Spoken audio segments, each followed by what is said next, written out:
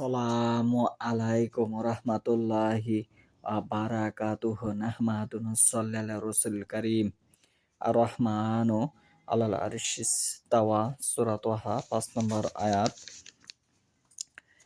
দয়াময় আল্লাহ আরশে সমাসীন।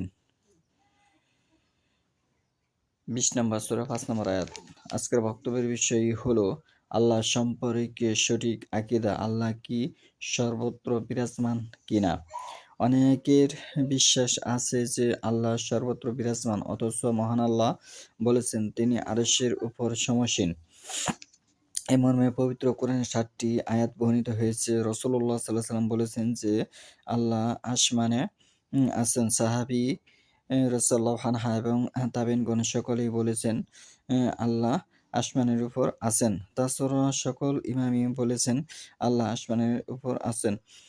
এরপরও যদি বলা হয় আল্লাহ সর্বত্র বিরাজমান, তাহলে কি ঈমান থাকবে এবং আমল কবুল হবে? এ মর্মে ৭টি আয়াত বর্ণিত সূরা আরাফের ৫৪ নম্বর আয়াতে, সূরা ইউনূসের ৩ নম্বর আয়াতে, সূরা রাদের ২ নম্বর আয়াত, সূরা তাহার ৫ নম্বর আয়াত, সূরা ফুরকানের ৫৯ নম্বর আয়াত, সূরা সাজ্জাদার ৪ নম্বর আয়াত, সূরা হাদীদের ৪ নম্বর আয়াত। এবং হাদিসেও বর্ণিত হয়েছে যে মুসলিম শরীফের ৫৩৭ নম্বর হাদিস, মুআবিয়া বিন আল হাকাম রাদিয়াল্লাহু আনহু থেকে বর্ণিত, আমার একজন দাসী ছিল উহুদ পাহাড়ে ছাগল চরাতো।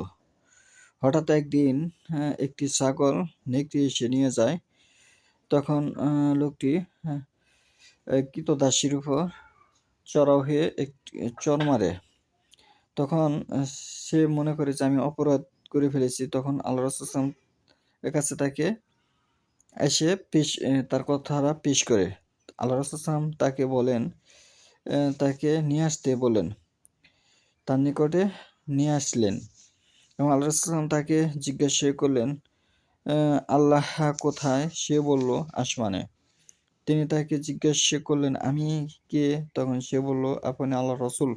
তখন নবী করিম সাল্লাল্লাহু আলাইহি ওয়াসাল্লাম বললেন, তাকে মুক্ত করে দাও, কারণ সে একজন ঈমানদার নারী। মুসলিম শরীফের ৫৩৭ নম্বর হাদিস। এই সমস্ত হাদিস দ্বারা প্রমাণিত হয় যে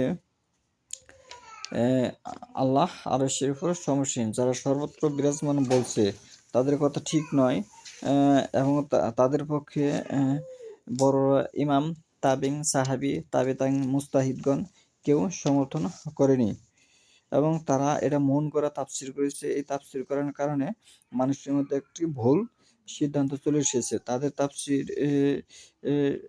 যুক্তি পেশ করেছে সূরা মুজদালা আর ৭ নম্বর আয়াত, ৫৮ নম্বর সূরার ৭ নম্বর আয়াত যুক্তি পেশ করেছে। সূরা আনামের ৩ নম্বর আয়াতে যুক্তি পেশ করেছে। সূরা জুকফুরের ৮৪ নম্বর আয়াতে যুক্তি পেশ করেছে। বিরোধিতা যে সমস্ত স্থান থেকে তারা এই দলিলগুলো গ্রহণ করেছে, সে দলিলের কথা এখানে বলা হচ্ছে। এবং সূরা হাদীদের ৪ নম্বর আয়াতে যে যুক্তি পেশ করেছে, সেখানে বলা হচ্ছে যে আল্লাহ তাদের নিকটে বলতে এখানে বলছে আল্লাহ জ্ঞান সর্ব জায়গায় বিরাজমান, কিন্তু আল্লাহ আসমানের উপরে সমাসীন।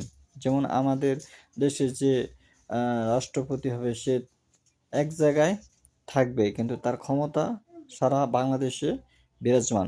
এরকম বিষয়টা এরকম, কিন্তু তাদের নিজের মতো করে বোঝার খাতিরে এইভাবে তারা তাফসীর করেছে, যা আদৌ ঠিক নয়। ইমাম আবু হানিফা রাহমাতুল্লাহ বলেছেন যে কেউ যদি আল্লাহকে সর্বত্র বিরাজমান মনে করে এবং বলে, তাহলে সে কুফরি করলো। এখানে আরো অসংখ্য দলিল আছে বিরোধীদের, সে দলিলগুলি তাদের নিজের মতো ব্যক্তিগতভাবে করেছে, যা আদৌ কোরআন হাদিসের সাথে রাসূলুল্লাহ সাল্লাল্লাহু আলাইহি ওয়াসাল্লামের সমর্থন হিসেবে ঠিক নয়। এগুলি পরিত্যাগ করুন।